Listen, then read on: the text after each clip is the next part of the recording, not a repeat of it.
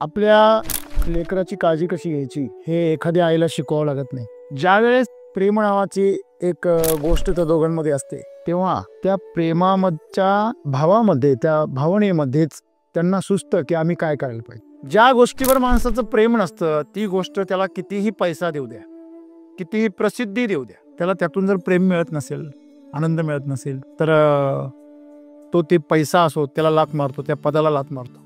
प्रेमातून आनंद निर्माण होतो. जेव्हा तुम्ही एखाद्या गोष्टीवरती प्रेममय होऊन जाता तेव्हा तुमच्यामध्ये आनंद निर्माण होतो. प्रेम जे आहे ते स्वतःमध्ये त्या प्रक्रियेमध्ये काय स्वतःची बुद्धिमत्ता आहे. बुद्धिमत्तेचा अर्थ असा की आम्ही बुद्धी म्हणजे तर्क करणे याला बुद्धी समजतो. बुद्धी म्हणजे प्रतिभा, बुद्धी म्हणजे प्रज्ञा. ह्या प्रकृतीची भाषा जी आहे ना ती प्रेम आहे. या मातीचं त्या सर्व वनस्पतींवर प्रेम आहे म्हणून तिची मुळं घट्ट रोवून जात. आई आहे त्यांची ती. या सृष्टीचं या लेकरांवरती प्रेम आहे म्हणून तो त्याला जगवण्याचा प्रयत्न करतो. आपण जर संसारामधली नाती जरी बघितली, ज्या नात्यामध्ये निरपेक्ष प्रेम आहे, निस्वार्थी प्रेम आहे, ते नाते पवित्र आहे आणि शाश्वत आहे. आयुष्यभरासाठी तुमची नाती तीच टिकतात जिच्यामध्ये स्वार्थ नाही आहे. सांसारिक मनुष्याच्या बाबतीमध्ये जो अगदी आपल्या ओळखीचाच नाहीये त्याच्यावर फक्त माणूस म्हणून प्रेम आहे. जो थोडासा परिचयाचा आहे त्याच्यावर परिचित म्हणून प्रेम आहे. त्याच्याबरोबर नातं जोडलं गेलं त्या नात्याच्या बंधनामुळे त्याच्यावर प्रेम आहे. रक्ताचं नातं ते पण एक प्रेम आहे. ह्याच्या पलीकडे पुढे गेल्यानंतर जीवनाची साथ द्यायची ती सोबत असण्यासाठीचं जे प्रेम आहे आणि सगळ्यात शेवटी आईचं प्रेम जिथे कुठे स्वार्थ नाही आहे. आणि या सगळ्यांच्या पलीकडं जे पवित्र प्रेम असं म्हटलं जातं ते प्रेम म्हणजे परमात्म्यासोबत त्याच्या भक्ताचं प्रेम आहे. कुठल्या प्रकारचे तुमचे जे संबंध आहे, कोणाशी जे संबंध असतात त्या संबंधाच्या माध्यमातून जी भावना वाहते त्याला प्रेम असं म्हणतात. आणि मग ती जी भावना आहे ती कोणत्या हेतूने आहे त्यानुसार त्या प्रेमाची व्याख्या वेगवेगळी होते. प्रेम हे दुसऱ्याला बंधनात अडकवत नाही. प्रेम म्हणजे स्वातंत्र्य, प्रेम म्हणजे सत्य. पण आम्ही प्रेम म्हणजे काय समजतो? वासना आणि काम. तुमच्या जीवनामध्ये जेव्हा चैतन्य जागृत होतं, सत्य आणि आनंद येतो तेव्हा प्रेम येतच आपण. जेव्हा तुम्ही स्वातंत्र्य देता त्या स्वातंत्र्यामध्येच प्रेम असतं. जमिनीमधून मिळालेले जे काही दुर्गंधीयुक्त खत आहे त्याच्यामधून सुंदर प्रकारची फळं आणि फुलं बनवणं हे प्रेम आहे त्या पिकाचं, त्या मातीवरचं. आमचं जर प्रेम असं आहे का? आमच्या प्रेमातून जर वासना कामना जर बाहेर पडत असतील तर ते प्रेम नाही, मग ती वासना आहे. आम्ही चुकून वासनेलाच प्रेम असं नाव दिलं. प्रेमाचा संबंध शरीराच्या स्तरावर नाहीच आहे. मुळे प्रेमाचा संबंध मनाच्या स्तरावर पण नाही. प्रेमाचा संबंध, प्रेम हेच भावना आहे. प्रेम संबंध नाही आहे, प्रेम ही भावना आहे. भावनेचं प्रतीक म्हणजे स्त्री आहे आणि विचारांचं प्रतीक म्हणजे मनुष्य आहे. मनु म्हणजे मनुष्य, ज्याच्यामध्ये मन आहे. मन म्हणजे विचार, विचारांचं प्रतिनिधित्व तो विचार म्हणजे पुरुष आणि ती भावना म्हणजे स्त्री. मग ह्या प्रकृतीचं प्रेम आमच्यावर आहे, ह्या परमात्म्याचं प्रेम आमच्यावर आहे. पण ते अनुभवण्यासाठी आम्हाला त्याचं मार्गदर्शन गरजेचं आहे आणि ते मार्गदर्शन तुम्हाला प्रेमात पडल्याशिवाय नाही मिळेल. जोपर्यंत तुम्ही कोणाच्या तरी प्रेमात नाही आहात, प्रेमात इन द सेन्स मुलगा मुलगी म्हणजे बाह्यच पाहिजे असं नाही. तुम्ही घरामध्ये भावा बहिणीच्या पण प्रेमात पडू शकता. प्रेमात पडणं म्हणजे काय? त्याच्याशिवाय जीव कसा विसवणं. तुमच्या हृदयामध्ये जर खरं निस्वार्थ असं जर प्रेम असेल जे तुम्हाला पूर्णपणे काय करतं? पारदर्शक बनवतं, निडर बनवतं, दिलखुलास बनवतं. ते जर प्रेम असेल तर ते तुम्हाला मार्गदर्शन करतं. कारण प्रेमाला स्वतःची अशी बुद्धिमत्ता आहे. प्रेमात पडल्यानंतर जे लोक विचार करतात ना त्याला हे कळत नाहीये की मी विचाराने प्रभावित झालेलो आहे की भावनेने. भावना आणि विचार म्हणजे तर्क आणि भावना यांची जी गोंधळ घालतात ना ती लोक आयुष्यामध्ये काही कन्फ्यूज असतात. स्वतःला संपवण्याची जी क्षमता आहे तुमच्यामध्ये तोच प्रेम करू शकतो. स्वतःला वाचवण्यासाठी किंवा स्वतःच्या भोगासाठी जो प्रेमाची व्याख्या करतो ती वासना आहे. प्रेमामध्ये अपेक्षा नसतेच काही. ज्याच्याकडे अपेक्षा नाही तोच प्रेम करू शकतो. आणि त्या माणसाची जी बुद्धी असते ती खूप तीक्ष्ण असते. त्यांनी घेतलेला निर्णय कधी चुकीचा ठरत नाही कारण त्याला मार्गदर्शन प्रेम करतं. समजा माझं शेतकऱ्यांवरचं आणि शेतीवरचं जे प्रेम आहे त्या प्रेमामुळे हे सर्व एसटीव्हीचं साम्राज्य निर्माण झालं. मला फरक पडत नाही की मला किती पैसे मिळणार आहे, मला प्रतिष्ठा मिळणार आहे की मला ट्रोल केलं जाणार आहे, माझ्यासोबत कुणी येणार आहे की मी एकटाच राहणार आहे, मला किती जण माझ्याबरोबर गद्दारी करणार आहे, मला किती जण दोष देणार आहे, मला कमीपणा दाखवला जाणार आहे की मला डोक्यावर घेऊन नाचलं जाणार आहे. ह्याचा विचार तर मी कधीच नाही केला. का नाही केला? कारण माझं प्रेम आहे. मी त्या शेतीसाठी आणि शेतकऱ्यांसाठी मातीसाठी जरी संपलो तरी मला त्याची काही फिकीर नाही. हे प्रेम. विचारांपेक्षा भावना श्रेष्ठ आहे. पण विचारांची प्रगल्भता तुमच्याकडे नसेल तर तुमची भावना भरकटू शकते, हे लक्षात ठेवा. म्हणजे विचारांचा पाया जर मजबूत असेल तर भावना तुमची कधीही भरकटत नाही. भक्ताचा मार्ग कधी चुकत नाही. कारण असं म्हणतात, भक्ताला मार्गदर्शन कोण करतो? परमात्मा करतो. त्याची काळजी कोण घेतो? परमात्मा घेतो. जो ज्ञानी असतो त्याला स्वतःचा मार्ग स्वतःच ठरवावा लागतो. भरकटण्याचे चान्सेस कोणाचे आहे? आपण सर्वांनी प्रेमाच्या भावनेत उतरलं पाहिजे, प्रेमाच्या विचारात नाही. जो आपल्याला आपली सच्चाई दाखवतो आणि आपल्याला उन्नतीकडे जाण्याचा मार्ग दाखवतो आणि त्या मार्गावर सतत आपल्याला सोबत करतो, तो खरा तुमचा प्रियकर आहे. आणि जी श्री आईसारखी आपली करुणा भागते आपल्यासाठी, ती वात्सल्याचा नेहमी सागर बनते आणि नेहमी फुंकर घालते हळुवारपणे आणि पुढच्या मार्गासाठी प्रेरणा देते, ती खरी तुमची प्रेयसी आहे. ती कोणी पण असेल, तुमची बहीण असेल, आई असेल, अजून कोणी असेल. मुद्दा नात्याचा नाहीच आहे, मुद्दा प्रेमाचा आहे. बरोबर आहे. म्हणून अशी व्याख्या जर आम्ही बघितली तर आम्हाला बरोबर आमच्या जीवनामध्ये ती जी प्रेमाची बुद्धिमत्ता आहे ती आम्हाला योग्य मार्ग दाखवेल. आणि प्रेमामधून खरोखर जे साध्य आहे प्रेमाचं, ते काय आहे? स्वातंत्र्य आणि सत्य आणि आनंद. या 3 गोष्टी ज्या नात्यातून मिळतात ते प्रेम.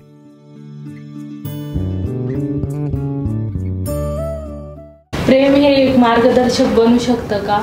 असेल तर कशा पद्धतीने ते बनू शकतं आणि जर नसेल तर का ते नाही बनत? आज सद्गुरूंनी खूप सुंदर पद्धतीने सांगितले की प्रेम जर असेल तर नक्कीच प्रेम ही अशी भावना आहे जी सर्वांच्या हितासाठी कार्यरत असते आणि सर्वांच्या हिताचा विचार करायला लावते मनुष्याला. आणि किती रागीट मनुष्य असेल तर त्याला म्हणजे सुंदर बनवते. परंतु मला असं प्रश्न आहे आज माझा की बऱ्याच वेळा प्रेमामधून आपण बघतो की बऱ्याच जण प्रेमळ असतात परंतु ते अतिशय क्रूरपणे वागतात नंतर त्याच प्रेमाच्या माध्यमातून. मग नेमकं कोणतं प्रेम योग्य आहे? कशा पद्धतीने तो मनुष्य का बरं अशा पद्धतीने वागतो किंवा क्रूर होतो? हा एक प्रश्न आहे माझा. आणि जर समजा प्रेम आपल्याला बाळगायचं असेल, म्हणजे आपल्याला नेहमी ती भावना उन्नत आपल्यामध्ये जागृत ठेवायची असेल तर कोणते कोणते मार्ग आहे आणि काय करायला पाहिजे? सद्गुरू आज असं सांगतात की प्रेमाला स्वतःची अशी एक बुद्धिमत्ता आहे. तर प्रेमाला बुद्धिमत्ता कशी असू शकते? कारण प्रेम ही जर एक भावना आहे आणि तो बुद्धीचाच एक भाग आहे, तर मग त्याला स्वतःला बुद्धिमत्ता कशी असू शकते? जीवन चांगलं जगण्यासाठी किंवा जीवनामध्ये आपल्याला जर जीवनभर मार्गदर्शन पाहिजे असेल तर फक्त जीवनामध्ये प्रेमच असणं गरजेचं आहे का? त्या पलीकडे पण काहीतरी आहे? मित्रो, आपल्या लेकराची काळजी कशी घ्यायची हे एखाद्या आईला शिकवावं लागत नाही. आपल्या मित्राची काळजी कशी घ्यायची, त्याची मदत कशी करायची हे दुसऱ्या मित्राला शिकवावं लागत नाही. ज्यावेळेस प्रेम नावाची एक गोष्ट त्या दोघांमध्ये असते, एक घटना दोघांमध्ये घडत असते,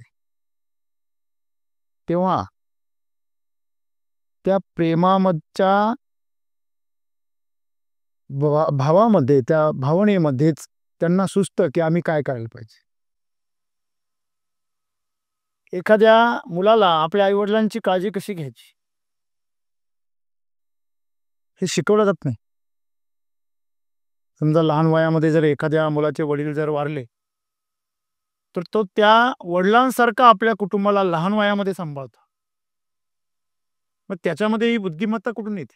जेव्हा एखादी व्यक्ती एखाद्या गोष्टीवर प्रेम करते, एखाद्या व्यक्तीवर प्रेम करते, तेव्हा ती त्या गोष्टीसाठी, त्या व्यक्तीसाठी एखाद्याचा जीव घ्यायला सुद्धा मागे पुढे बघत नाही किंवा जीव द्यायला सुद्धा मागे पुढे बघत नाही. ज्यांचं देशावर प्रेम आहे ते अमर हुतात्मे झाले. ज्यांचं कामावर प्रेम आहे ते कर्मयोगी झाले. ज्यांचं कलेवर प्रेम आहे ते कलाकार झाले. तुम्ही आज समाजामध्ये बघत असाल की ज्या गोष्टीवर माणसाचं प्रेम नसतं ती गोष्ट त्याला कितीही पैसा देऊ द्या, कितीही प्रसिद्धी देऊ द्या, त्याला त्यातून जर प्रेम मिळत नसेल, आनंद मिळत नसेल तर तो ते पैसा असो त्याला लाथ मारतो, त्या पदाला लाथ मारतो. अटल बिहारी वाजपेयी यांचं 13 दिवसाचं सरकार आम्हाला अजून आठवत असेल. अटल बिहारी वाजपेयी हा एक अतिव असं प्रेम देशाबद्दलचा असणारी व्यक्ती. भारत देश हा महासत्ता बनावी यासाठी धडपडणारा तो जीव. देशावरचं खरं प्रेम, आपल्या तत्वांवर आणि सत्तेवर चालणारा माणूस. 13 दिवसाचं सरकार होतं तरी राजीनामा देऊन टाकलं. त्यांचं जे प्रेम होतं ते सत्तेवर नव्हतं, देशाची सेवा करण्यासाठी त्यांना सत्ता हवी होती. मग देशाचं प्रेम जर बाजूला पडत असेल तर त्यांना सत्ता पण नको. प्रेमातून आनंद निर्माण होतो. जेव्हा तुम्ही एखाद्या गोष्टीवरती प्रेममय होऊन जाता तेव्हा तुमच्यामध्ये आनंद निर्माण होतो. ते प्रेम सुख देत नाही, त्या प्रेमातून मिळणारा जो आनंद आहे तो सुख देतो, तो सुखावतो. जेव्हा आपली कोणीतरी काळजी घेतं, बघा एखाद्याला कोणी काळजी घेण्याची गरज नसते. आपण एक सुविचार लहानपणापासून ऐकत आलो, स्वामी तिन्ही जगाचा आई विना भिकारी. आई विना भिकारी म्हणजे आई नाहीये म्हणून भिकारी नाहीये, त्याला आईचं प्रेम नाहीये म्हणून भिकारी आहे. आईच्या प्रेमाचं जे काही संपत्ती आहे ती त्याच्याकडे नाहीये. आम्ही जेव्हा म्हणतो की प्रत्येक यशस्वी पुरुषाच्या पाठीमागे एक स्त्री असते, तर ती स्त्री नसते, ती स्त्रीरूपी भावना असते. मग ती आई असेल, जीवनसाथी असेल, प्रियसी असेल, बहीण असेल, ती कोणत्याही रूपात असेल, ते रूप महत्वाचं नाहीये. त्या माध्यमातून मिळणारं जे काही प्रेम आहे, ती माया आहे, ती वात्सल्य आहे, ती करुणा आहे. ज्या ठिकाणी प्रेम आहे ना, तिथे आपली करुणा एखाद्या झऱ्यासारखी पाझरते. ज्याच्यावर आपलं प्रेम असतं त्याच्याविषयी आपण हिंसक आणि कठोर नाही होऊ शकत. आपण म्हणतो नेहमी की मांजरीची दात तिच्या पिलांना कधी लागत नाही. जेव्हा एखादी वाघीण आपल्या पिलांना, बछड्यांना आपल्या तोंडामध्ये पकडते किंवा एखादी मांजर आपल्या पिलाला तोंडामध्ये पकडते, त्याच दातांनी ती वाघीण शिकारीचं कातडी फाडते, लचका तोडते, रक्त घोटते, गळा घोटते आणि त्याच दातांनी ती तिचं पिल्लू पण पकडते. जेव्हा तुम्ही एखाद्या मांजरीबरोबर खेळता, पाळीव मांजरीबरोबर किंवा एखाद्या हिंसक प्राण्याबरोबर जेव्हा आपण पाहतो की यूट्यूबवरती की सिंहाबरोबर खेळतात, वाघाबरोबर खेळतात, तेव्हा जशी मांजरीबरोबर खेळताना मांजर आपल्या पंजातून नख्या बाहेर काढत नाही, नख्या आतमध्ये लपवते आणि जी मऊ मऊ गादी असते ती त्या याला लावते, पिलांना लावते, त्या जो तिचा पाळणार आहे त्याला लावते. कारण काय? प्रेम. त्या मांजरीला किंवा त्या वाघाला कोणी शिकवलं किंवा त्या सिंहाला कोणी शिकवलं की या मालकाला पंजा नाही लावायचा, त्याला नख नाही लावायचे, त्याला जखम नाही झाली पाहिजे? तुम्ही मागे पाहिलं असेल की एक बैलाचा मालक होता आणि त्याला कोणीतरी मारायला आला आणि तो बैल कळपामधून धावत उडून धावत आला त्या आपल्या मालकाला वाचवायला. काय आहे? प्रेम आहे. प्रेम जे आहे ते स्वतःमध्ये, त्या प्रक्रियेमध्ये काय स्वतःची बुद्धिमत्ता आहे. बुद्धिमत्तेचा अर्थ असा की आम्ही बुद्धी म्हणजे तर्क करणे, याला बुद्धी समजतो. बुद्धी म्हणजे प्रतिभा, बुद्धी म्हणजे प्रज्ञा. प्रज्ञा म्हणजे काय? एखादी गोष्ट ती कशी करावी याविषयीचं जी काही जाण आहे, तिचे ज्ञान आहे, ते ज्ञान म्हणजे बुद्धी आहे. आपण एखाद्याला म्हणतो, ए तुला काही डोकं बिक आहे की नाही रे, काही बुद्धी काही, तुझी बुद्धी काही चरायला गेली का, असं आपण कधी म्हणतो जेव्हा तो एखादी गोष्ट चुकीच्या पद्धतीने करतो. म्हणजे आपल्याला अपेक्षित जे आहे की प्रत्येक गोष्ट या मानवी जीवनामध्ये नाही, या सृष्टीमध्ये एका विशिष्ट पद्धतीने काम करते आणि ते माहीत असणं म्हणजे बुद्धी. ती जी प्रणाली आहे, ती पद्धती आहे. ह्या प्रकृतीची भाषा जी आहे ना ती प्रेम आहे. या मातीचं त्या सर्व वनस्पतींवर प्रेम आहे, म्हणून तिची मुळं घट्ट रोवून जात. आई आहे त्यांची ती. या सृष्टीचं या लेकरांवरती प्रेम आहे, म्हणून तू त्याला जगवण्याचा प्रयत्न करते. आपण जर संसारामधली नाती जरी बघितली, ज्या नात्यामध्ये निरपेक्ष प्रेम आहे, निस्वार्थी प्रेम आहे, ते नाते पवित्र आहे आणि शाश्वत आहे.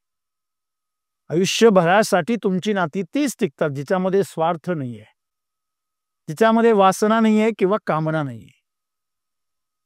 जसं आपण म्हणतो की सोनं बेंटेक्स पण आहे, कारण त्याला 1 ग्रॅम गोल्ड असं म्हणतात. म्हणजे काय? त्याला 1 ग्रॅम सोन्याचं 1 तोळ्याला काय दिलेलं असतं? पाणी दिलेलं असतं, असं सांगितलं जातं. प्रत्यक्षामध्ये काय आहे ते त्यांना माहिती. म्हणजे त्याला सुरुवातीला 1 ग्रॅम गोल्ड असं म्हणायचे, नंतरच्या काळात त्याला बेंटेक्स म्हणायला लागले. तर हे जे 1 ग्रॅम गोल्ड आहे म्हणजे ते 10%, आपण ज्याला 24 कॅरेट म्हणतो तसं त्याला 2.5 कॅरेट म्हणायचं. 10% ओरिजिनल. मग त्याच्यामध्ये 18 कॅरेट सोनं आहे, 20 आहे, 22 आहे, 24 कॅरेट म्हणजे अस्सल सोनं, 100% गोल्ड. तसं प्रेमही तुम्ही अशा प्रकारे त्याचा स्तर करू शकता. कारण संसारामध्ये जशी एखाद्याची दृष्टी 25% असते, एखाद्याची 50% असते, एखाद्याची 75% असते, एखाद्याची 100% असते आणि एखाद्याची 100% असून सुद्धा त्याला काही दिसत नाही. पण लोक म्हणतात काय रे आंधळा झाला की काय? डोळे असून आंधळे पण आहेत. त्यांचं प्रमाण सगळ्यात जास्त आहे आज. डोळे आहे पण सेन्स गायब आहे. म्हणजे त्या तीक्ष्णतेने, त्या निरपेक्षपणे त्या गोष्टीकडे, त्या दृश्याकडे पाहिलं गेलं पाहिजे, तसं पाहिलं जात नाही. म्हणजे डोळे असून आंधळा आहे. म्हणजे डोळ्याच्या दृष्टीचा एक स्तर आहे, किती पर्सेंटेज दृष्टी तुम्हाला आहे. तसं प्रेम खरं तर एकदा आहे किंवा नाही असं आहे. पण सांसारिक मनुष्याच्या बाबतीमध्ये जो अगदी आपल्या ओळखीचाच नाहीये त्याच्यावर फक्त माणूस म्हणून प्रेम आहे. जो थोडासा परिचयाचा आहे त्याच्यावर परिचित म्हणून प्रेम आहे. ज्याच्याबरोबर नातं जोडलं गेलं त्या नात्याच्या बंधनामुळे त्याच्यावर प्रेम आहे. मग ते नातं व्यवहाराचं असेल, ते नातं तुमचं भावनेचं असेल, ते नातं तुमचं काय आवडीनिवडींवरून असेल, एखाद्या कार्याविषयी असेल, निमित्ताने असेल, तर ते नातं ते पण एक प्रेम आहे. रक्ताचं नातं ते पण एक प्रेम आहे.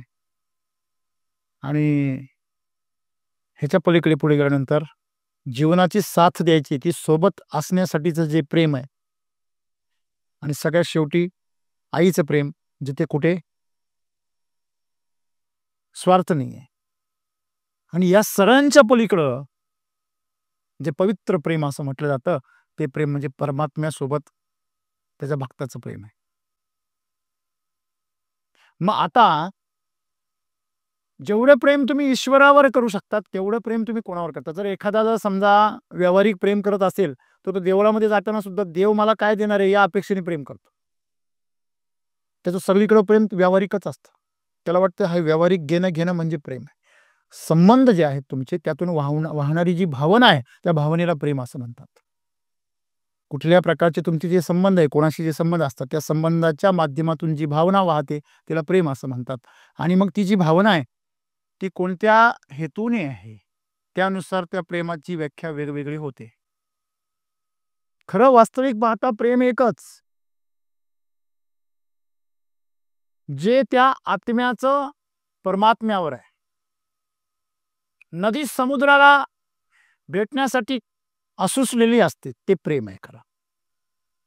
प्रचंड अडथळे, अडचणी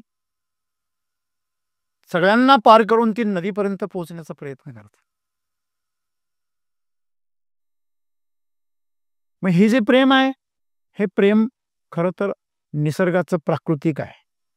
आणि प्रकृती जेव्हा प्रेम करते झाडावरती, एखादी माती जेव्हा झाडावर प्रेम करते, ती स्वतःची बुद्धिमत्ता आहे. ती आंब्याच्या झाडावर आंब्यासाठीच प्रेम करते, नारळाच्या झाडावर नारळासाठी प्रेम करते, केळीच्या झाडावर केळीसाठी प्रेम करते. म्हणजे विचार करा तुम्ही, ती कधीही कोणावर आपलं प्रेम थोपत नाही. कोकणामध्ये तुम्ही जर समजा अंजीर लावला जो घाटावर येतो, किंवा सीताफळ लावला कोकणामध्ये जो येत नाही तिकडे, किंवा इकडे तुम्ही जर नारळ लावला घाटावर किंवा आंबा लावला, तरी पण असं नाही होत इकडे आंबा लावला म्हणून इकडं कोकणातला आंबा इकडे लावला आपण म्हणून त्याचं वेगळंच फळ तयार झालं. किंवा तुम्ही इकडनं एखादं सीताफळ झाड तिकडे लावलं त्याला नारळ आले, असं नाही होणार. का बरं? मग तुम्ही कोकणात का लावलं म्हणून नारळ आले. नारळाला नारळच बनवणार, आंब्याला आंबाच बनवणार. पण आमचं प्रेम कसं आहे, माझ्या म्हणण्यानुसार वागला तर माझं प्रेम. तू तिकडे नारळ होता की आंबा होता मला माहिती नाही, तू इथं सीताफळ झाला पाहिजे. काय सीताफळाचं रान आहे म्हणून तू सीताफळ होय, हे प्रेम नाही, ही वासना आहे, ही कामना आहे. प्रेम हे दुसऱ्याला बंधनात अडकवत नाही. प्रेम म्हणजे स्वातंत्र्य, प्रेम म्हणजे सत्य. पण आम्ही प्रेम म्हणजे काय समजतो? वासना आणि कामना. मग हिंसा जन्माला कुठून येते? जेव्हा वासनेच्या आड कुणीतरी येतं. प्रेमाच्या आड कुणी येत नाही, प्रेमाच्या आड कुणी येऊच शकत नाही, कारण ते शुद्ध ऊर्जा आहे. जसं एखादा अग्नी आहे, त्याचा प्रकाश आहे, तुम्ही अग्नी पेटवला की त्याचा प्रकाश तर येणारच आहे. तसं तुमच्या जीवनामध्ये जेव्हा चैतन्य जागृत होतं, सत्य आणि आनंद येतो, तेव्हा प्रेम येतच आपोआप. जेव्हा तुम्ही स्वातंत्र्य देता, त्या स्वातंत्र्यामध्येच प्रेम असतं. जेवढं आई मुलाला स्वातंत्र्य देते तेवढं दुसरं कोणी देत नाही, म्हणून आई आवडते. आई जेवढ्या चुका पोटात घालते आणि सर्व ज्या चुकीच्या किंवा घाणेरड्या गोष्टी असतील, न पटणाऱ्या गोष्टी असतील, त्या गोष्टींनाही ती स्वीकारते आणि त्याच्यातून आपल्या मुलाला, आपल्या लेकराला ती चांगलाच संदेश देते आणि चांगलाच मार्गदर्शन करते, न चिडता न रागावता. हे प्रेम आहे. जमिनीमधून मिळालेले जे काही दुर्गंधीयुक्त खत आहे, त्याच्यामधून सुंदर प्रकारची फळं आणि फुलं बनवणं, हे प्रेम आहे त्या पिकाचं, त्या मातीवरचं. आमचं जर प्रेम असं आहे का, आमच्या प्रेमातून जर वासना कामना जर बाहेर पडत असतील तर ते प्रेम नाही, ती वासना आहे. आम्ही चुकून वासनेलाच प्रेम असं नाव दिलं आमच्या अज्ञानामुळे. हल्ली रिलेशनशिप म्हणजे प्रेम असं समजतात लोक. रिलेशनशिप म्हणजे फॉरेनच्या व्यक्तीनुसार शारीरिक संबंध म्हणजे प्रेम. शरीराचं शरीरावर असलेलं ते प्रेम. शरीराचं जर शरीरावर, तुम्ही एका दगडाने दुसऱ्या दगडावर प्रेम केलं, हॅलो, मग तेवढं तर एक कुत्रा बी कुत्रीवर करतो 5 मिनिटासाठी. हा, मग तेवढं जर तुमचं प्रेम असेल तर ते प्रेम कसं असू शकेल? म्हणजे तुम्ही जर मनुष्य आहात तर मनुष्याचं प्रेम नक्कीच उदात्त असलं पाहिजे, जनावरांपेक्षा तर नक्कीच. बरोबर आहे. मग जनावरांमध्ये फक्त काय आहे, प्रकृतीच्या अनुषंगाने प्रजनन क्रियेसाठीची भावना आहे, फक्त तेवढीच आहे. प्रेमाचा संबंध शरीराच्या स्तरावर नाहीच आहे. मुळे प्रेमाचा संबंध मनाच्या स्तरावर पण नाही. प्रेमाचा संबंध, प्रेम हेच भावना आहे. प्रेम संबंध नाही आहे, प्रेम ही भावना आहे. भावनेचं प्रतीक म्हणजे स्त्री आहे आणि विचारांचं प्रतीक म्हणजे मनुष्य आहे. मनु म्हणजे मनुष्य, ज्याच्यामध्ये मन आहे. मन म्हणजे विचार. मग विचारांचं प्रतिनिधित्व, तो विचार म्हणजे पुरुष आणि ती भावना म्हणजे स्त्री. मग स्त्री ही भावनाशील असते. मग प्रेम हे स्त्रीच करू शकते. स्त्रीला प्रेमात पडावं लागत नाही, ती स्वतःच प्रेम असते. तिच्या सहवासात कोणी जरी गेला तरी त्याच्यामध्ये लगेच करुणा, प्रेम, मोह, माया सगळी जागृत होते. 2 बाजू आहे नाण्याच्या. एक बाजू आहे ती उदात्त आहे, दुसरी बाजू आहे ती क्रूर आहे. वासना तिच्या दुसऱ्या बाजूला काय आहे, प्रेम आहे. सुरुवात कुठून आहे, वासनेमधून आहे. मधमाशीला त्या फुलाचं मकरंद आकर्षित करतो, पण खरी प्रक्रिया वेगळी आहे. त्या फुलाचं परागीभवन करून घ्यायचंय. तुमच्यामध्ये शारीरिक आकर्षण निर्माण केलं निसर्गाने, उद्देश वेगळा आहे, तुमच्याकडनं पुढची पिढी जन्माला घालून घ्यायची. पण मनुष्य किती विचित्र आहे पहा. एक राजा होता, त्याला जेवणाचा स्वाद घ्यायचा फार छंद होता. तर त्याने एकदा जेवण केल्यानंतर त्याला त्याचं समाधान होत नसायचं. मग तो औषधी बोलवली वैद्यांकडनं आणि तो उलटी करायचा. किमान एका वेळेस तो 5 ते 6 वेळा उलटी करून जेवण करायचा. खाल्लं की तो परत उलटी करायचा आणि परत खायचा. म्हणजे तो खाण्याचा जो मूळ उद्देश आहे तोच विसरला. आहार जो आहे तो आपल्या जीवनासाठी आहे, जिभेसाठी नाहीये. तो जिभेला तृप्त करण्याचा प्रयत्न करत होता. मग तशी वासना आहे. वासना ही दुष्पूर म्हटली जाते. दुष्पूर म्हणजे ती कधीच तृप्त होत नाही. ती अग्नीसारखी आहे, तुम्ही जेवढं इंधन टाकाल तेवढी आणखीन ती भडकते. आणि म्हणून सुरुवात वासनेमधून जरी झाली तरी शेवट प्रेमात झाला पाहिजे. आपण तिथेच अडकतो. एक गोष्ट आहे, एक लाकूड तोड्या अस्थि पिंजर झालेला पूर्ण हाडांचा सापळा जणू, कपडे पूर्णपणे मळलेले, तुटलेले, फाटलेले. त्याच्या परिस्थितीवर जाणीव लक्षात यायची की नाही, हा फार गरीब आहे, दरिद्री आहे. लाकूड तोडायचा आणि दररोज एका साधूंना तो भेटायचा. बरीचशी वर्ष गेली. एक दिवस त्या साधूंनी त्या लाकूड तोडायला थांबवलं. सकाळीच त्याला त्याचे दर्शन व्हायचे. जेव्हा ते आंघोळीला निघायचे नदीकडे तेव्हा हा रस्त्याने त्यांना भेटायचा जंगलात जाता. त्यांनी अडवलं आणि त्याला सांगितलं की अरे हे लाकूड तोड्या, तू जिथपर्यंत जाऊन थांबतोस त्याच्या पुढे जा, परत त्याच्या पुढे जा, परत त्याच्या पुढे जात राहा, असं ते म्हटले त्याला 3 वेळा. यांनी विचार केला की साधू महाराज एवढ्या वर्षांपासून आपण रोज भेटतो, मी दररोज त्यांच्या पाया पडतो, कधी आशीर्वाद दिला नाही, कधी बोलले नाही, आज काहीतरी बोलले म्हणजे हे माझ्या जीवनासाठी मंत्र आहे. तो जंगलात गेला आणि जिथे लाकूड तोडायचा त्याच्या पुढे गेला बराचसा. तर त्याला सुगंध यायला लागला प्रचंड. तो चकित झाला. तिथे चंदनाचं जंगल होतं आणि ती चंदनाची लाकडं त्याने तोडली, घरी आला, ती विकली, प्रचंड पैसा आला आणि त्याच्या डोळ्यातून घळघळा पाणी यायला लागलं. त्याला आनंदही व्हायचा आणि दुःखही व्हायचं. अरे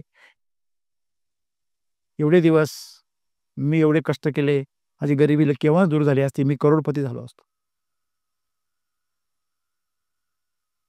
सकाळी उठला, पुन्हा जंगलामध्ये गेला आणि त्याला साधूंचे पुन्हा ते शब्द आठवले, पुढे जा, पुढे जा. तुला 2दा-3दा म्हटले. मग त्याने पुढे गेला आणखी. तर त्या चंदनाच्या जंगलाच्या पुढे त्याला एक चांदीची खदान सापडली. त्याला परमानंद झाला.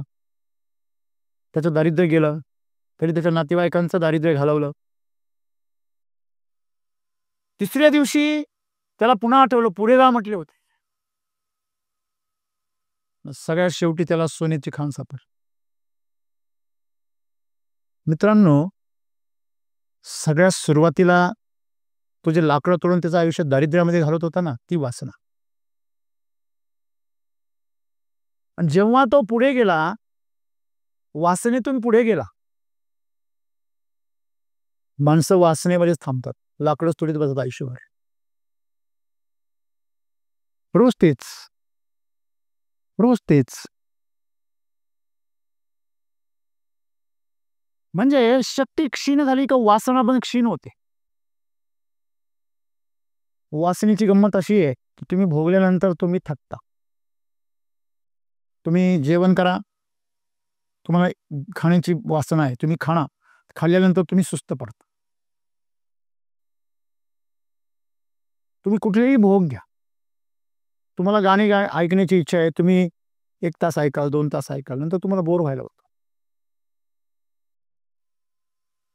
एखाद्याला सुट्टीवर पाठवा, 1 दिवस मजा वाटते, 2 दिवस मजा वाटते, 3ऱ्या दिवसापासून बोर व्हायला लागतो. कामावर आम्ही अख्खं आयुष्य घालवतो, बोर नाही होत. रिकामा आम्हाला लगेच बोर होतो. वासना ही तुम्हाला थकवते, लक्षात ठेवा. पुन्हा उठते, पुन्हा थकते, पुन्हा उठते, पुन्हा थकते. हे तिचं चक्र आयुष्यभर चालू असतं, जोपर्यंत तुमचं आयुष्य संपत नाही. म्हणून ती जेव्हा तेजस्वी आहे ना एकदम, त्याच वेळेस तुम्ही उडी मारू शकता. तुम्हाला वासनेतून उडी मारता आली पाहिजे. असं नाही की तुम्ही उडी मारल्यानंतर तुम्हाला कधी वासना भोगताच येत नाही. तुम्ही त्याच्यापेक्षा परमानंदाने पुढे तुम्ही चांदीच्या जंगलामध्ये त्या खदानीमध्ये जा. चांदीची खदान म्हणजे काय? जसं आईला आपल्या लेकराला नुसतं पाहिलं तरी परमानंद होतो, भोगण्याची गरज नाही काय. ते प्रेम आपल्याला उपलब्ध होतं. शरीराच्या स्तरावरचं प्रेम तुमचं भावनेच्या स्तरावर पोचतं आणि भावनेच्या स्तरावरचं प्रेम तुम्हाला सतत आनंदी ठेवतं. विचार करा, जेव्हा तुम्हाला जीवनामध्ये एखादं यश मिळतं, समजा एखादा मुलगा आहे, तो कलेक्टर झाला अशी जेव्हा बातमी त्याला मिळते, तेव्हा त्यावेळेस तो कसा होतो? पूर्ण आनंदामध्ये डुबून जातो. मग ती जी अवस्था आहे, ती अवस्था सतत टिकून राहणं म्हणजे प्रेम आहे. मग तुम्हाला जेव्हा ते भावनिक स्तरावरचं प्रेम अनुभवायला येतं ना, तेव्हा माणूस सतत आनंदी राहतो. शारीरिक स्तरावरचं प्रेम काही सेकंदासाठी तिथपर्यंत जातं. जसं रॉकेट तुम्ही उडवलं खेळण्यातलं, ते एका उंचीवर जातं आणि परत काही सेकंदासाठी तिथे जातं, झोका काही सेकंदासाठी वर जातो, उंचल परत मागे येतो. हे वासनेचं असं आहे. परंतु प्रेम जे आहे ते त्या पॅराशूट सारखं तिथेच तरंगून राहतं, तुम्हाला तिथला सीन दाखवतं. आणि त्याच्या पुढेही तुम्ही जर टिकून राहिलात तर त्याला आपण भक्ती असं म्हणतो. आता प्रेम फक्त असं कोणावर नाही, अमुक भेटला म्हणून आनंद आहे, तमुक भेटला म्हणून आनंद आहे, नाही. आता कुणी जरी भेटलं तरी आनंदच होतो, नाही भेटलं तरी आनंद होतो, आणि भेटलं तर आणखीन आनंद होतो. मग तो जो परमानंद आहे, म्हणजे तुम्ही गुरुत्वाकर्षण शक्तीचा जे काही बंधन आहे ते तोडून तुम्ही अंतराळामध्ये पोहोचलेत, मुक्त संचार करायला तुम्ही मोकळे झाले. तुम्हाला वाटलं तर परत पृथ्वीच्या कक्षेमध्ये येऊ शकता, नाहीतर अंतराळामध्ये मस्त विहार करू शकता अनंत काळासाठी. ही मुक्ती आहे. मग तेच परमानंद आहे, तेच परमात्म्याचं प्रेम आहे. मग ह्या प्रकृतीचं प्रेम आमच्यावर आहे, ह्या परमात्म्याचं प्रेम आमच्यावर आहे. पण ते अनुभवण्यासाठी आम्हाला त्याचं मार्गदर्शन गरजेचं आहे, आणि ते मार्गदर्शन तुम्हाला प्रेमात पडल्याशिवाय नाही मिळणार. आपण जसं म्हणतो, मी एखाद्या मुलांना म्हणतो, कधी इंटरव्ह्यूला जर आले, एखादी मुलगी किंवा मुलगा असेल, की तू कधी कोणाच्या प्रेमात पडलायस का, किंवा तू कधी कोणाच्या प्रेमात पडली आहेस का? का विचारतो? जोपर्यंत तुम्ही कोणाच्या तरी प्रेमात नाही आहात, प्रेमात इन द सेन्स मुलगा मुलगी म्हणजे बाह्यच पाहिजे असं नाही, तुम्ही घरामध्ये भावा बहिणीच्या पण प्रेमात पडू शकता. प्रेमात पडणं म्हणजे काय? त्याच्याशिवाय जीव कासावीस होणं, त्याच्याबरोबरच बसून जेवण करायचं एकत्र, त्याच्याबरोबरच गप्पा मारायच्या आहे, मन मोकळं करायचं आहे, फार विरह वाटला तर कळकळून मिठी मारायची आहे, त्याच्यामध्ये कुठलीच वासना नाही. जसं एखाद्या पाण्यामध्ये रंग मिसळून जातो आणि ते पाणी रंगीत होऊन जातं, किंवा एखाद्या पाण्यामध्ये मीठ मिसळतं आणि ते पाणी खारट होऊन जातं, किंवा साखर मिसळते आणि ते गोड होऊन जातं, ती साखर गायब होऊन जाते. ही ज्या प्रकारे एकजीव होणे, असं एकजीव तुम्ही कोणासोबतही होत असाल, तो समोरचा व्यक्ती काय नात्यातला याने काही फरक पडत नाही, तो ओळखीचा आहे, परका आहे. हे जे प्रेम आहे, हे प्रेम तुम्हाला मार्ग दाखवतं, ते पडलं पाहिजे तुम्ही त्यात. प्रेमात तोच माणूस पडत नाही जो अहंकारी असतो, तो जरी पडला तर त्याचं प्रेम सुद्धा कॅल्क्युलेटेड राहतं. आणि जो खरं प्रेम करतो तो जाहीरपणे सांगतो. आणि जे कॅल्क्युलेटेड असतात ना, ते सगळं करून पण आमचं काहीच नाही. म्हणजे त्यांच्या दृष्टीने प्रेम पण एक व्यवहार आहे, प्रेम पण एक काय अरेंजमेंट आहे, एक व्यवस्था आहे, या शरीराच्या मनाच्या गरजा भागवण्याची. ॲग्रीमेंट करायचं, व्यवसाय बी करायचा, जगाला कळू द्यायचं नाही, आम्ही भागीदार आहोत. हां, आता तुम्ही पाहता राजकारणी लोक जमिनी घेता, ती आपलीच आहे, पण कोणाला माहित नाही. मित्रांनो, हे जे आहे हे व्यावहारिक प्रेम जे आहे, हीच वासना आहे, आणि वासना गंदीही होती. म्हणून सामान्य माणसाच्या बाबतीमध्ये प्रेम हा शब्द अतिशय बदनाम आहे. काय? कारण प्रेम बदनाम नाही आहे, त्याची तुम्ही केलेली कल्पना बदनाम आहे. कावीळ झालेलं सगळं पिवळच दिसतं त्याला, त्याला हे कळत नाही आपल्याला कावीळ झालेली, जगाला नाही, जग पिवळं झालेलं नाही. मित्रांनो, सद्गुरू आम्हाला ते सांगता की तुमच्या हृदयामध्ये जर खरं निस्वार्थ असं जर प्रेम असेल, जे तुम्हाला पूर्णपणे काय करतं, पारदर्शक बनवतं, निडर बनवतं, दिलखुलास बनवतं, ते जर प्रेम असेल तर ते तुम्हाला मार्गदर्शन करतं. कारण प्रेमाला स्वतःची अशी बुद्धिमत्ता आहे, बरोबर आहे. आणि म्हणून विचार हे मानसिकतेचा विचार आहे, आणि भावना ह्या तुमच्या मानसिकतेच्या पुढचं स्तर आहे. मग जीवनामध्ये कन्फ्युजन कशामुळे होतं? प्रेमात पडल्यानंतर जे लोक विचार करतात ना, त्याला हे कळत नाहीये की मी विचाराने प्रभावित झालेलो आहे की भावनेने. भावना आणि विचार म्हणजे तर्क आणि भावना यांची जी गोंधळ घालतात ना, ती लोक आयुष्यामध्ये काही कन्फ्यूज असतात. ते कधी कधी भावनिक करतात, कधी कधी ते भावनिक झाले की ज्याच्यावर प्रेम करतात त्याच्यासमोर रडायला लागतात. ते एक तर तुम्हाला शरण आणणार नाही, ते तरी शरण येणार, पण ते तुमच्या पुरते समाजाला नाही दाखवणार. अहंकारी माणसाचं प्रेम असं असतं, ते प्रेम नसतं, तो व्यवहार असतो, म्हणून तो त्रास देतो. प्रेम कधी त्रास देऊ शकत नाही, कारण प्रेमामध्ये अपेक्षा काय आहे? समोरच्याचा आनंद. माझा काही संबंधच नाही, मी नसतोच. स्वतःला संपवून समोरच्याला उन्नत करायचं, त्याची समृद्धी करायची ही जी भावना आहे, त्याला आनंदी करायचं ही जी भावना आहे, स्वतःचं पूर्णपणे पणाला लागलं तरी चालेल आयुष्य, मी संपून गेला तरी चालेल, पण समोरच्या चेहऱ्यावरचा आनंद कमी नाही झाला पाहिजे, तो दुःखी नाही झाला पाहिजे, ही भावना म्हणजे प्रेम आहे. स्वतःला संपवण्याची जी क्षमता आहे तुमच्यामध्ये आहे, तोच प्रेम करू शकतो. स्वतःला वाचवण्यासाठी किंवा स्वतःच्या भोगासाठी जो प्रेमाची व्याख्या करतो ती वासना आहे, जी आज बोकाळलेली आहे. मग ती वासना फक्त शरीरापुरती नाही आहे, ती पैशांसाठीची असेल, पदासाठीची असेल, प्रतिष्ठेसाठी असेल, हे पण तेच आहे.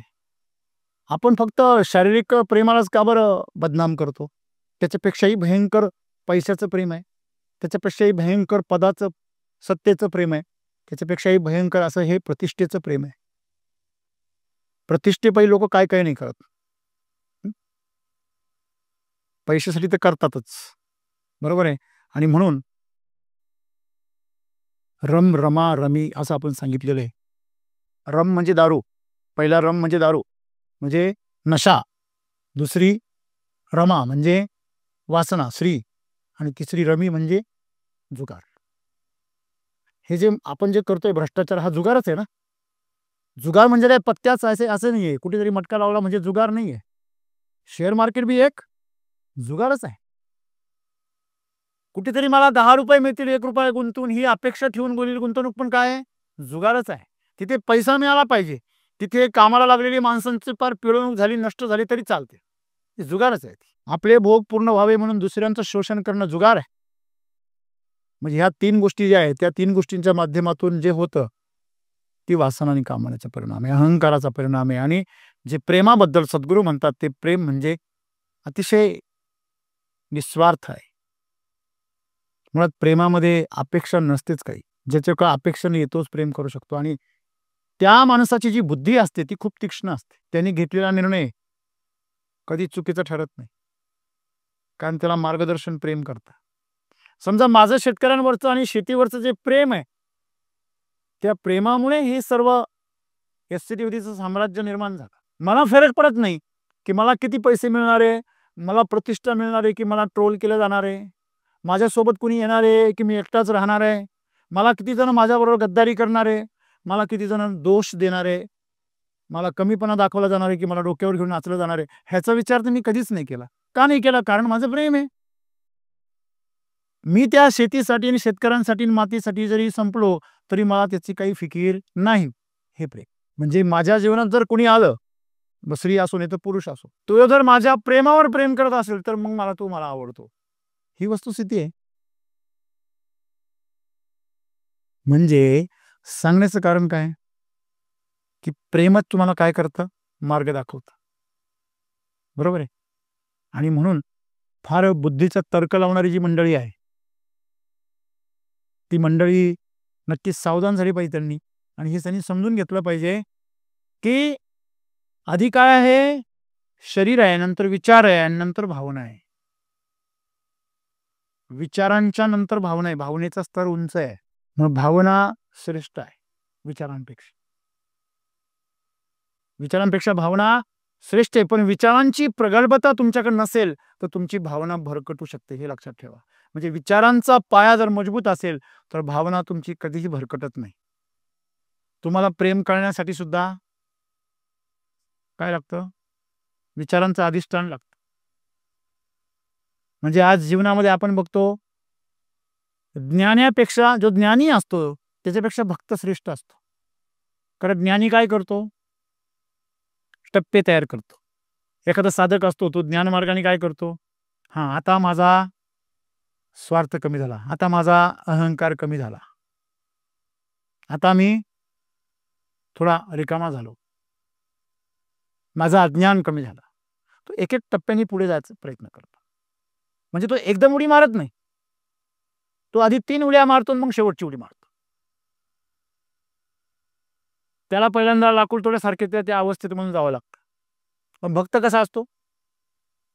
तो डायरेक्ट समुद्रामध्ये उडी मारून देतो, तो नदीमध्ये उतरतच नाही, डायरेक्ट समुद्र. काय जिकडे न्यायचं तिकडे नाही. त्या परमात्म्यामध्ये संपूर्ण अस्तित्वच विलीन करून टाकतो. स्वतःचा देह, स्वतःचे विचार, स्वतःचं भावना, प्रेम, माझं काही नाहीच, तुला काय करायचं ते कर, ही भक्ती. एखादा आला, तो काळजी घेतोय, तूच आहेस. एखादा समोरून आला, तो त्रास देतोय, तूच आहेस. एखादा आला, तो इग्नोर करतोय, तूच आहेस. तू सुख पाठव, तू दुःख पाठव, तू प्रेम पाठव, तू वेदना पाठव, तू आनंद पाठव. या सर्वांचं स्वागत आहे, म्हणजे भक्त. भक्ताचं प्रेम असं आहे की प्रेम मय झाला तो, म्हणून भक्त. आणि म्हणून भक्ताचा मार्ग कधी चुकत नाही. कारण असं म्हणतात, भक्ताला मार्गदर्शन कोण करतो? परमात्मा करतो. त्याची काळजी कोण घेतो? परमात्मा घेतो. पण जो ज्ञानी असतो त्याला स्वतःचा मार्ग स्वतःच ठरवावा लागतो. भरकटण्याचे चान्सेस कोणाचे आहे? मनोमार्गे गेला तो, तेथे मुकला तो. का मुकला? कारण तो मनोमार्गाने गेला. आलं ना लक्षामध्ये? मग तुझ पे दिल आ गया, भटक गया, और इसका जीवन चटक गया. वासना तुमचं शोषण करते, लक्षात ठेवा. तुम्हाला असं वाटतं मी वासना भोगतो, नाही, वासना तुमचं शोषण करते. वासना तुम्हाला भोगते, तुम्ही वासनेला भोगत नाही. आणि म्हणून वासनेपासून नेहमी अंतर ठेवून राहायला सांगितलं. तुमच्या जीवनामध्ये समजा आता जो आहार आहे तो गरजेचा आहे, तो तर घेतलाच पाहिजे. सम्यक आहार ज्याला म्हटलं जातं, सम्यक आहार घेणं म्हणजे वासना नव्हे. आता भागले तरी पण खायची इच्छा आहे, पोट भरलं पण मन नाही भरलं. मन कधी भरलंच नाही कोणाचं. मनाने कितीतरी रेस्टॉरंट बदलले आतापर्यंत, मनाने भरपूर नाते बदलले, परंतु कुठेच भरलं नाही. कारण मन भरणेमध्ये एखादी चाळण भरण्यासारखं आहे. त्याला एवढे छिद्र आहेत, काम, क्रोध, मद, मत्सर भरपूर. म्हणून आपण सर्वांनी प्रेमाच्या भावनेत उतरलं पाहिजे, प्रेमाच्या विचारात नाही. लोक मी प्रेम करण्याचा विचार, प्रेमात पडण्याचा विचार करतोय, हे याच्यासारखं या जगातलं मूर्ख वाक्य लोक म्हणतात ना. म्हणजे जसं फॅमिली प्लॅनिंग करतात ना लोक, तसं लोक लव्ह प्लॅनिंग करतात. मोर थया नाचतो आणि त्याची पिसं सांगतात ना जंगलामध्ये. लोक एवढे हुशार की त्याचाही बाजार मानतात. आमच्या जीवनामध्ये प्रेम ही मोराच्या पिसांसारखं आहे. ते आमच्या आतून असं अलगद बाहेर उमलतं, बाहेर पडतं. आणि म्हणून मित्रांनो, आपण जीवनामध्ये हृदयातलं प्रेम जागृत केलं पाहिजे. आम्ही ते दाबून टाकतो. नाही, मी जर भावनिक झालो तर कोणी तर माझा गैरफायदा घेईल. तुझ्या का आहे काय तुझं गैरफायदा घ्यायला? सगळं तर नदी येऊन जाणार आहे. सगळे उतारे दुसऱ्याच्या नावावर तू कर, नाही तर नको करू, आपोआप होणार आहे. तुझे बँकेचे खाते सुद्धा दुसऱ्याच्या नावावर होणार आहे. तू टेन्शन घेतो कशाला? तुम्हाला जीवनामध्ये कोणीच लुटू शकत नाही. तुम्ही स्वतःला लुटून देऊ शकता. लुटून देण्यासारखं तुमच्याकडे भरपूर आहे. तुम्ही ते जर दिलं तर 100% तुमचं जीवन काय होणार आहे? योग्य दिशेने जाणार आहे. म्हणून प्रेमाची जी काही प्रक्रिया आहे तुमच्यामध्ये बरोबर घडू द्या. तुमच्या हृदयातलं प्रेम आणखीन जागृत होऊ द्या. दुसऱ्यासाठी करायचंय, मला आनंद निर्माण करायचा आहे, फक्त मला आनंदाचं वातावरण निर्माण करायचंय, ह्याच्यासाठी की हिच्यासाठी असं नाही, सर्वांसाठी. जो ले उसका भी भला, जो ना ले उसका भी भला. आया तो वेलकम, नाही तो भीडकम. अशी भावना तुमच्यामध्ये जर जागृत झाली आणि कुठल्याही प्रकारच्या आतमध्ये जर तुमच्या तुलना नाहीये, अपेक्षा नाहीये, भेदभाव नाहीये, तर तुमचं जीवन परमानंदामध्ये डुबून जाईल. आणि जेव्हा तुम्ही आनंदी असता त्यावेळेस सगळेजण तुमच्या जवळ गोळा होता. जेव्हा तुम्ही दुःखी असता तेव्हा थोडीशी विचारपूस करता, दुःख पेलण्यासारखं आहे का आपल्याला? जर कळलंच लय भयानक केलं की लांब पडता. तुम्हाला जर कळलं की तुमच्या मित्राच्या घरी अतिरेक्यांनी ठेवलेली AK-47 सापडली आणि तो दुःखी आहे, का पोलिसांना कळतं का काय आता मला अटक करता की काय? त्यावेळेस तुम्ही त्याच्याबरोबर तुमचे दोस्त आहे असं तुम्ही दाखवाल का? निम्म्या रस्त्याला कळलं, निम्म्या रस्त्यावर मागे आले, हे नको बाबा. लगेच संबंध काय कट. बरोबर आहे की नाही? म्हणजे आम्ही दुःखाचं शेअरिंग हिशोब करून करतो. बरोबर आहे. आणि म्हणून दुःखामध्ये कोणी साथी नाही. दुःख में कोई साथी नाही. हा, म्हणून आपण स्वतःच प्रेम बना. भिकारी कशाला बनता? हात पसरून स्वतः प्रेम बना. जो भेटेल ना त्याला ते वाटा. कसं वाटा? त्याची काळजी घ्या. कमीत कमी थोडंसं स्माईल तरी करा. आपण असं लटकलेला चेहरा असतो. तुम्ही बसमध्ये, रेल्वेमध्ये किंवा एखाद्या क्यूमध्ये, सरकारी ऑफिसमध्ये विशेष करून ते माणसांचे चेहरे पहा. समोर सगळे लुटेरे बसलेले आणि हे सगळे गुलाम उभे आहेत, असे समोर असे उभे आहेत. पोलीस स्टेशनमध्ये याच्यापेक्षा आणखी भयानक परिस्थिती असते. मित्रांनो, जीवन सुंदर आहे. नेहमी आनंदी राहा. कमीत कमी स्वतः आनंदी राहा. स्वतः चेहऱ्यावर हास्य ठेवा, स्माईल ठेवा. एवढं जरी तुम्ही केलं तरी प्रेमाचे पहिलं पाऊल येते. आणि मग तुम्ही दुसऱ्यांना हसवा, ही पुढची पायरी आहे. आणि हसण्यासारखं, आनंदी राहण्यासारखं वातावरण निर्माण करा, ही आणखीन शेवटची पायरी आहे. तुम्ही काय करू शकता? तुम्ही दुसऱ्या जीवनामध्ये दुःख तर प्रत्येकजण पेरतोय आजकाल. म्हणजे आम्ही काय करतो बघा, आम्ही समोरून सुगंध घेतो आणि देताना काय देतो? हे शरीर सुद्धा आम्ही असं बनवलंय, सुगंध घ्यायचा आणि दुर्गंध सोडायचा. आमचं मन कमीत कमी एवढं तर आमच्या हातात आहे की आम्ही आमच्या मनामध्ये किती जरी वाईट विचार बाहेरून जरी आले तर आम्ही देताना कोणते विचार देऊ? चांगले विचार. आम्हाला लोकांकडनं एखाद्याचे दोष, एखाद्याचे गुन्हे किंवा त्याच्या चुका जर आम्हाला लोकांनी सांगितल्या तर आम्ही मात्र त्याला त्याचे चांगलेच गुण सांगू. बरोबर आहे. आमचं आचरण सर्वांबरोबर कसं ठेवू? प्रेमळ ठेवू. बरोबर आहे. लोक एकमेकाला प्रत्येक दोष कोणी असा आहे का जो दुसऱ्याचे दोष दाखवत नाही, पण दुसऱ्याचे गुण दाखवणारे फार कमी असतात. नसतात असं नाही, पण तुम्ही कोणामध्ये आहे? नाही, आम्ही दोन्ही पण दाखवतो. बरोबर आहे. मित्रांनो, दोन्ही दाखवणं हा मुद्दा नाही आहे. तुम्ही जे काही दाखवता त्यातून त्याचं कल्याण आहे का हे महत्वाचं आहे. बरोबर आहे. तुम्ही चुका दुरुस्त करण्यासाठी दाखवता की त्याला हिनवण्यासाठी दाखवता, हा मुद्दा आहे. हा, तुम्ही समोरच्याचा मुद्दा खोडण्यासाठी त्याला जाणीव करून देता की दुरुस्तीसाठी त्याला मार्ग दाखवता, हे महत्वाचं आहे. आणि म्हणून जीवनामध्ये तुम्हाला जर तुम्ही तुमच्या हृदयातलं प्रेम जागृत केलं तर तुम्हाला हे सगळं करण्याची गरज पडणार नाही. तुम्हाला स्वतःलाच कळेल की मी सर्वांना प्रेम कसं द्यावं. खरा तो एकची धर्म जगाला, हे प्रेम अर्पायचे आपल्याला. पण हल्ली भलतंच प्रेम अर्पण केलं जातं. कारण तशा व्याख्या, तशा प्रकारचे वातावरण निर्मिती, मालिका, सिनेमा, समाज याच्याकडून बघायला मिळते.